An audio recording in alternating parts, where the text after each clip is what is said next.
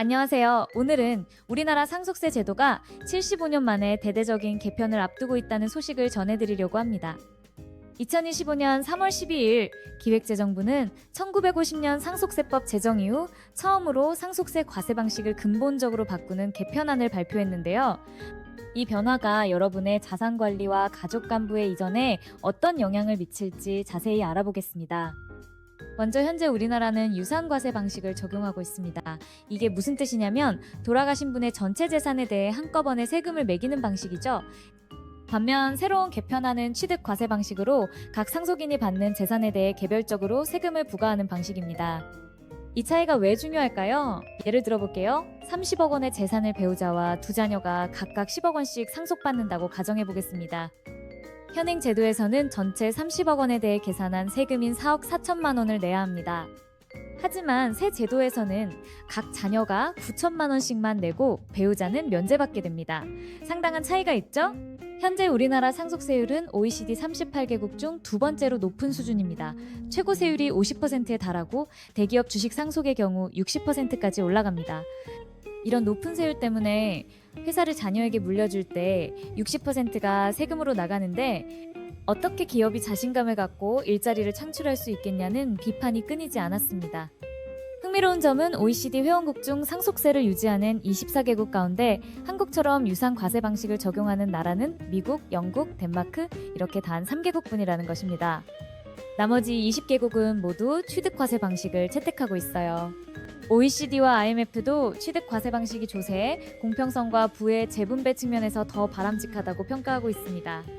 새로운 제도는 2028년부터 시행될 예정입니다. 기획재정부는 올해 안에 국회에 개정안을 제출하고 2026년부터 2027년까지 2년 동안 필요한 과세 시스템과 보완 법률을 마련할 계획이라고 합니다. 이러한 변화가 필요한 이유는 무엇일까요? 가장 큰 배경은 현행 제도가 경제 성장과 자산 가치 상승을 제대로 반영하지 못한다는 점입니다. 우리 상속세 제도는 1999년 이후 큰 변화 없이 유지되어 왔는데요. 그동안 부동산 가격은 크게 올랐습니다. 예전에 3억 원 하던 아파트가 지금은 20억 원에 달하는 경우도 있죠. 한국세 제약회장은 대부분 가구에서 부동산은 전체 재산의 60에서 70%를 차지하는데 현행 세제는 이러한 자산 가치 상승을 반영하지 못해 합리적이지 않다고 지적했습니다. 결국 상속세가 본래 고액자산가를 대상으로 설계됐지만 경제 성장과 자산 가치 상승으로 인해 중산층에게까지 부담이 되고 있는 실정입니다. 실제로 한국경제인연합회가 실시한 설문조사에 따르면 세무사와 교수 등 106명의 전문가 중 82.1%가 상속세 완화가 필요하다고 응답했고 일반인 1000명을 대상으로 한 별도 조사에서도 73.4%가 비슷한 이유로 상속세 완화에 동의했습니다. 새 제도의 또 다른 특징은 기본 공제액이 1억 원으로 상향 조정된다는 점입니다. 만약 개인별 공제액 합계가 이 금액에 미치지 못하면 그 차액은 상속인인 직계비속과 직계존속에게 추가 공제로 적용됩니다. 또한 배우자 공제도 개선됩니다. 현재는 전체 유산에서 최대 5억 원까지 공제하던 방식에서 향후에는 실제 상속액 중 10억 원까지 전액 공제받을 수 있게 됩니다. 다만 법정 상속분을 초과하는 부분의 30억 원 한도는 그대로 유지됩니다. 이런 변화가 경제에 미치는 영향은 어떨까요? 연구에 따르면 가족기업의 상속세 감면은 거시 경제에 긍정적인 효과를 가져올 수 있습니다. 한 연구는 가족기업 상속세율을 50% 감면할 경우 총 노동 수요가 0.13%, 총 실질 투자가 1.88%, 총 매출이 0.15% 증가한다는 결과를 보여주었습니다. 하지만 이런 개편에 대한 우려도 있습니다. 일부에서는 배우자 상속세 폐지가 결국 자녀 세대에게 세금 폭탄을 안길 수 있다고 지적합니다.